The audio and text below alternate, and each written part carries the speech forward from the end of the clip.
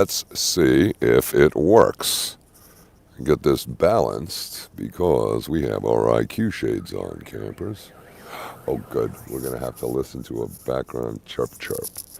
So, let's review compound pharmacies, mixing reconstituting powder with saline solution into 6 packs of injectables.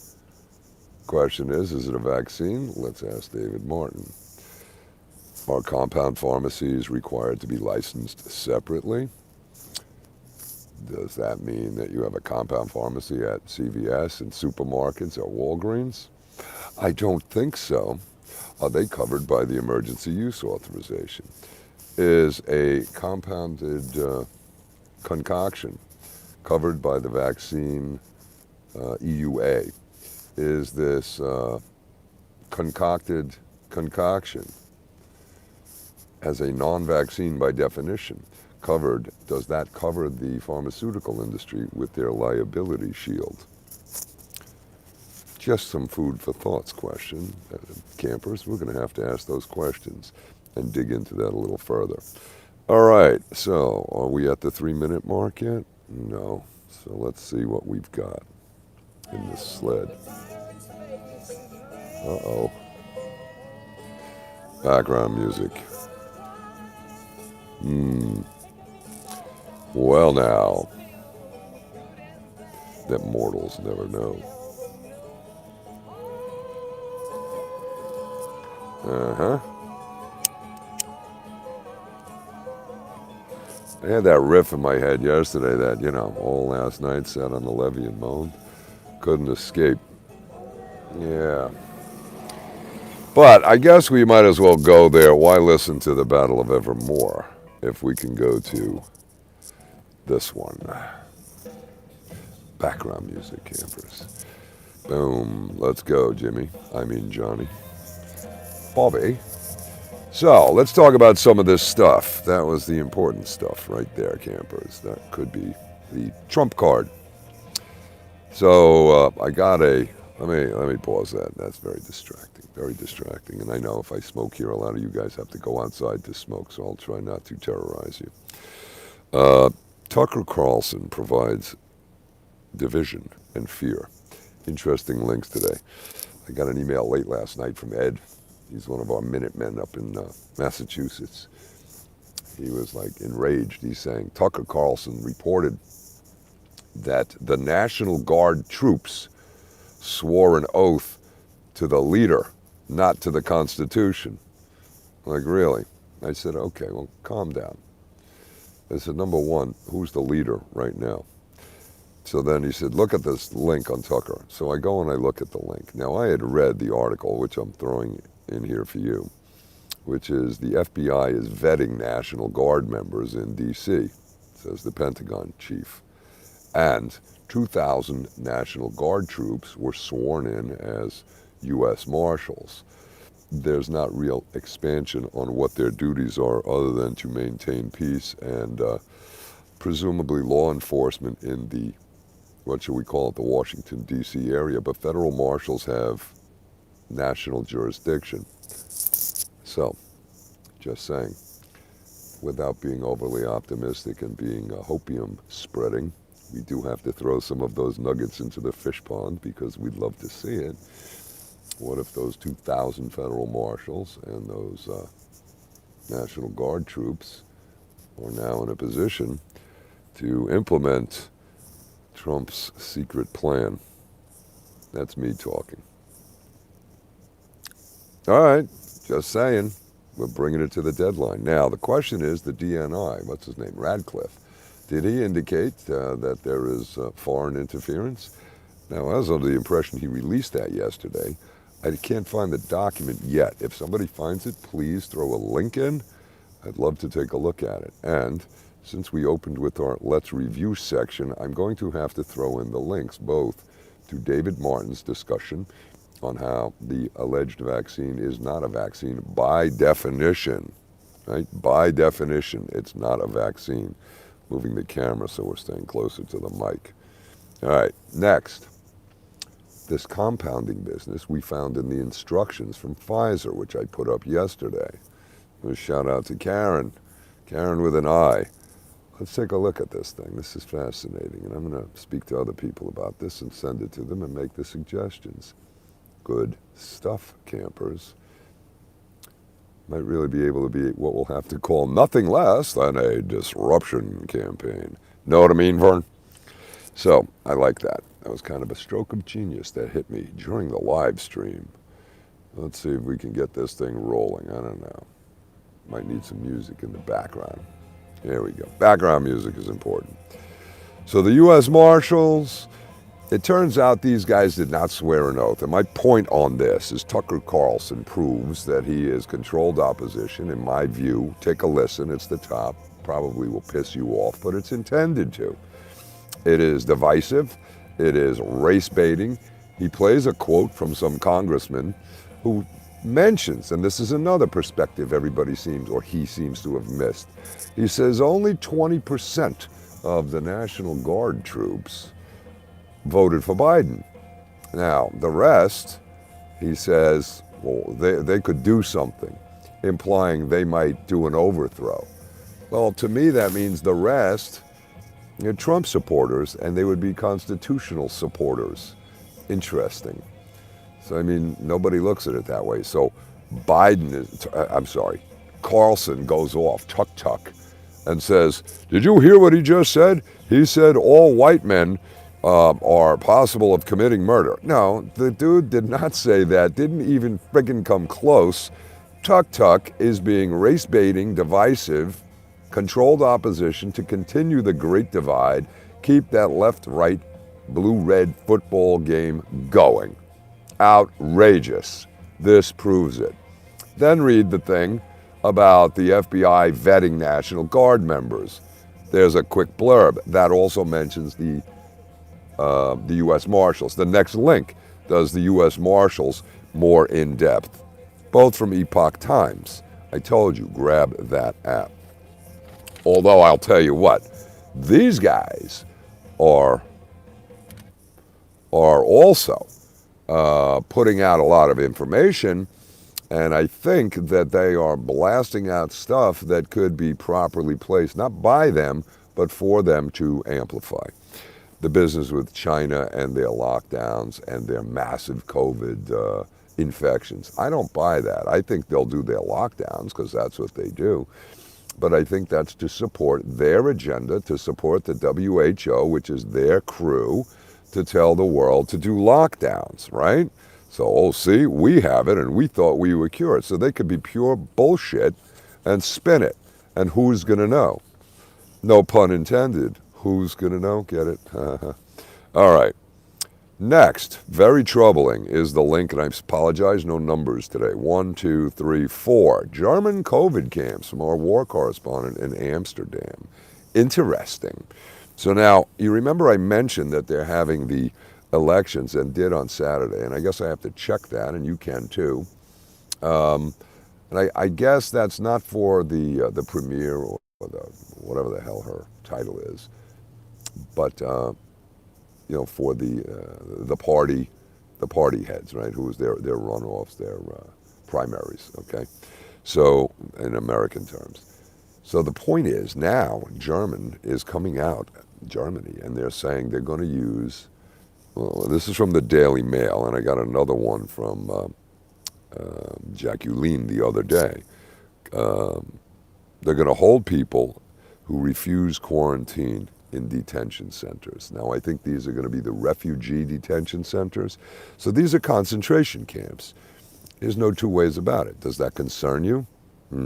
So the Germans are spooling up concentration camps, or suggesting it, but it will probably come to pass, on the grounds of these are quarantine scofflaws. These are not abiding by or listening to orders to quarantine and stop the spread of this evil virus.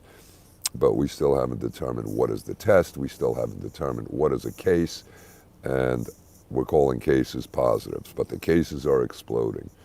Now, there's also a large discussion of people dying of influenza that they're calling COVID. Interesting. But check this little discussion in here. The last link is excellent. Got a short clip for you today. The New York judge, this is amazing, and this is also from Virginia over there. Glad to know she's keeping a watchful eye on this U.S. horse shit. But this is fascinating. New York judge orders the hospital to continue treatment of an elderly woman, a mom and a grandma, that the family, she was on a ventilator dying in ICU, and they weren't going to give her ivermectin. The family found it. They said, give her ivermectin. They did, finally, after massive hassles, and that got her off the ventilator. She's sitting up. She's a happy camper. They move her into a ward away from the ICU section. And then those doctors in that ward refused to continue the friggin' treatment. What is this? These people should be charged with serious crimes. This is an interesting article, upstate New York in Buffalo. So the family goes into court and has a judge order that the doctors continue the treatment. And he says, get your family doctor to prescribe it, okay? And this is what we're calling off-label. Now, I had said this back in March when they were talking about the other happy treatment, HCQ. Now, off-label. Now, the FDA and the academia or academic community worldwide, through the influence of the pharmaceutical companies, have created such a fuss, such muddied waters, such a terror campaign about HCQ that doctors who aren't up to speed on it don't know what the hell to do with it. Now, these guys, frontline in the hospital, were refusing to give the woman treatment that worked. It got her off of the ventilators, and they refused to give it. So why is that? So she immediately starts deteriorating. So their family doctor wrote the script, the judge ordered it, and I guess it's all well. Here's what's good about this article. Check it out. They're having problems getting their stuff out, and they give you ways to make sure you can access their information. There are a couple of other excellent links in there that I didn't get a chance to pursue, so take a look at it and see what other good stuff is there. This may be a little bit of a gold mine of good info and a source for good material. All right? And that's what we're going to do today. We're going to keep it short, sweet, and the sun is supposed to be out today. Oh, good. So let's see what happens. There's much more we could discuss. Trump is supposedly going to do his farewell speech, and I'll just leave you with this as a question that I threw back at Ed, our Minuteman in Mass. I said, let's assume this whole operation runs, and they do a takeover, and they take down all the criminals. They have arrest warrants, and all of those indictments from wherever get executed, unsealed and served, and blah, blah, blah. Okay, so how does Trump get sworn in? This is your beer and peanuts question. Sworn in. How's he going to get inaugurated? It's scheduled now to be Biden. So what's he going to do? Swing into action tomorrow. No, today, tonight, 9 a.m. tomorrow. And then step up on stage from Florida and say, okay, Mr. Existing President, we're going to inaugurate you again. Based on what? Who's going to do that? There's a piece missing. Unless he's going to declare martial law, which if you read Sydney's piece that I put in, link number 10 yesterday, she said there's actions he could take without declaring martial law. I think he can't declare martial law. It's too late. And he folded. Now, he's going to come up and do his speech and his party, and it'll be, Channel 4 versus Channel 7 on the television, and we'll see. Or maybe it'll just be internet. Competitive programming. Don't forget, he's a TV guy. He has his Screen Actor Guild license. Oh, imagine that. Do you see the drama here? All of this stuff is feeding into the Q theory of the bad guys getting captured and punished, and the Republic stands. Well, is it possible? And remember I mentioned The Power of Nightmares, that film, which I didn't put the link in. I guess I could find that and throw that in here too, but there's only so much we can consume in one sitting without popcorn. But that popcorn's stale. Make a fresh batch. Is it possible that Trump, by creating the opposition, is really going to build up a community of people that will then be captured by these lunatics talking about cleansing? Now, Hannity was running his mouth last night that I caught for 2 minutes, talking about how the left, AOC, etc., are talking about cleansing, re-educating, reprogramming, right? That's direct communist discussion. Hannity didn't mention that. Why not? Tucker hasn't mentioned this. Aside from that, these idiots that are making these statements, who are representatives in Congress, not only are they articulating and, what shall we say, promoting the notion of violating everybody else's First Amendment rights, the right to free speech and political discourse. Hello, what is that? Political discourse is why the First Amendment was put there, that section. Now, they want to limit that, so now they want to destroy the Constitution that they swore to uphold. Nobody's mentioning this. Now, those idiots, House and Senate, and they want to expel Josh Hawley and I forgot the other senator, Ted Cruz, from the Senate for voting to object to the Electoral College votes.